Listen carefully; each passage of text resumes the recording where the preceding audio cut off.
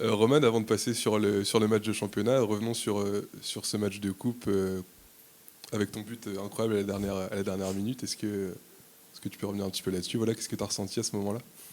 Ouais, but incroyable. Je me suis fait pas mal chambrer parce qu'on voit sur les images que c'est pas forcément volontaire. Mais bon, après, voilà, le principal, c'est que ce soit dedans et que ça permette à l'équipe de se qualifier. Donc, non, sur le moment, c'est vrai que ça a été un sentiment assez incroyable parce que on pense, enfin, tout le monde nous voyait aller au tir au but après l'égalisation à 5 minutes de la fin. Donc non, de délivrer un peu toute l'équipe et tout le stade à ce moment-là, c'est vrai que c'était une bonne sensation. Et puis maintenant, on va pouvoir se reconcentrer sur le championnat et on se remettra à la coupe un peu plus tard. Tu avais déjà vécu ce genre d'émotion ou c'était une première pour toi de marquer en fin de match comme ça? Non, c'était une première. Déjà, c'était mon premier but à Océane. Ça fait 4 ans que je suis là et c'est vrai que j'avais jamais marqué ici. Donc non, déjà, il y avait ce sentiment-là. Et puis, un but à la 90e, je pense que tout le monde rêve de marquer ce genre de but. Donc non, non, c'était la première fois.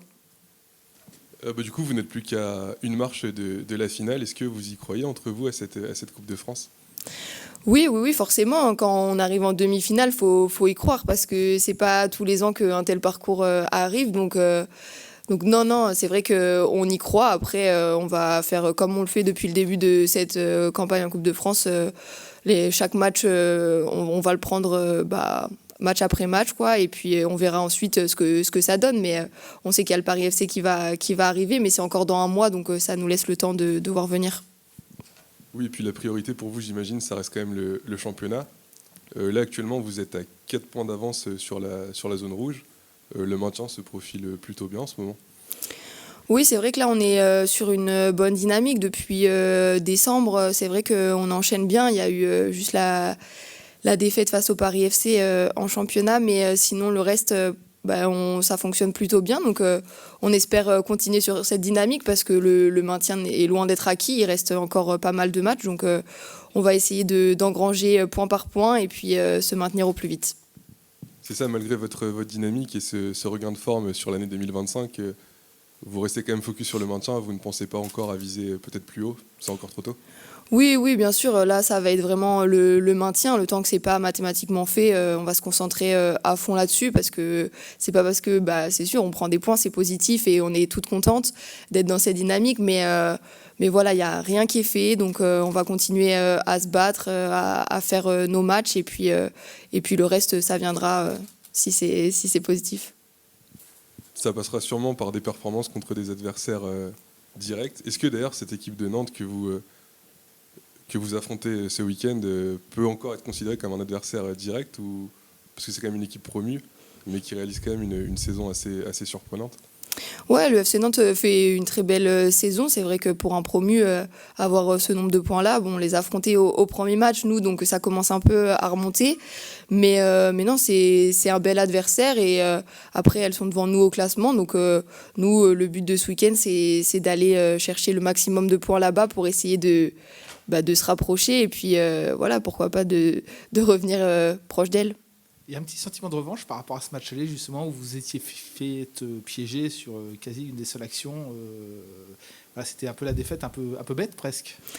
Ouais, c'est vrai que c'est sur un but au tout début du match. Après, c'était le premier match de la saison. Donc, comme je le disais, il commence à remonter. Donc, non, il n'y a pas forcément de sentiment de revanche.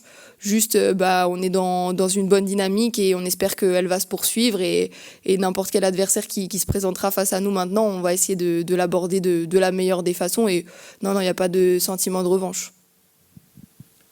Personnellement, tu le disais, c'est ta 4e saison au HAC. Cette année, tu as pris du galon. Déjà, tu es titulaire indiscutable, mais tu es aussi capitaine. À seulement 25 ans, est-ce que c'est l'année de la maturité pour toi ici? C'est vrai que oui, oui, ça se passe plutôt bien au club. Enfin, moi, je me plais bien ici et c'est ma 4e saison. Comme je l'ai pu le dire dans les différentes conférences de presse, c'est toujours un plaisir de jouer, que ce soit à Océane ou à l'extérieur avec ce maillot-là. Enfin, moi, je prends beaucoup de plaisir. Après, j'ai des responsabilités, mais ça change pas la personne et la joueuse que je suis parce que voilà, je me donnerai toujours à fond quoi qu'il arrive le temps que je serai ici et pour l'instant tout se passe bien donc il n'y a pas de raison que ça change. Et comment tu as appréhendé justement ce nouveau rôle de capitaine? Même si ça fait partie aussi de ta personnalité, c'est quand même une responsabilité et quelque chose qui était nouveau quand même pour toi cette année. Ouais, c'est sûr. Après, on avait un groupe, on a un groupe assez jeune, donc déjà dès le départ, c'était d'essayer d'accompagner au mieux les petites jeunes qui étaient là pour leur premier match, leurs premiers entraînements. Donc ça a été un rôle assez simple, on va dire, d'encadrer les plus jeunes parce que ça se fait assez naturellement.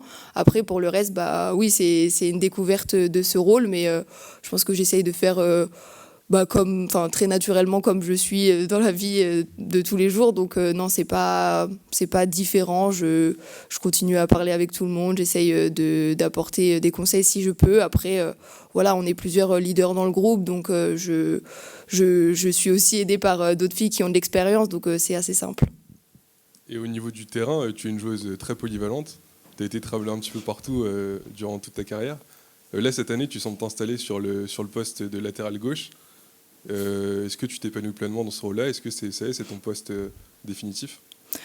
C'est un poste que j'aime bien, auquel j'ai déjà joué plusieurs fois pendant les années précédentes. Donc oui, je m'y sens bien, mais bon, comme tu le disais, c'est vrai que je suis assez polyvalente. Donc je me prépare toujours à jouer à n'importe quel poste, que ce soit latéral gauche, latéral droite, au milieu, enfin n'importe quel poste où le coach décide de me placer. Donc on va pas dire que je m'installe parce qu'en général, quand je joue un peu un moment à ce poste-là, après je rebouge. Donc je m'y sens bien. Les performances collectives sont bonnes. Donc on va continuer comme ça. Mais si je suis amenée à bouger, je le ferai avec plaisir.